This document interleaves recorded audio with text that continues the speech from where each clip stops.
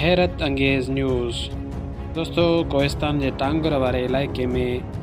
19 December 2022 تے صبح جو ڳوٺ حاجی علی محمد لالانی میں تمام وڈو برف جو ٹکڑو اچی زمین تے ڪريو، جنهن سبب علائقے میں تمام گھڻو خوف پھیلجي ويو۔ ڳوٺاڙن جو چوڻ آهي ته جنهن مهل برف جو ٽڪرو اتي ڪري رهيو هو ان ٽائم تمام خوفناک آواز ٻڌڻ ۾ پئي آيو ऐं हर माण्हू परेशान हो त हीअ आवाज़ छा जो आहे ऐं ओचितो आसमान खां तमामु वॾो बर्फ़ जो टुकड़ो अची ज़मीन ते किरियो, जंहिंजे किरण सां तमामु वॾो धमाको थियो ऐं इलाइक़े में ख़ौफ़ फैलिजी वियो। दोस्तो तव्हांखे ॿुधाईंदो हलां त असांजी ज़िंदगीअ में कॾहिं बि कोहिस्तान में बर्फ़बारी कान थी आहे। हीउ पहिरियों चकर आहे जो आसमान मां हिकु मज़बूत वॾो टुकड़ो अची बर्फ़ जो ज़मीन ते किरियो आहे, जंहिंजे किरण सां कोहिस्तान जे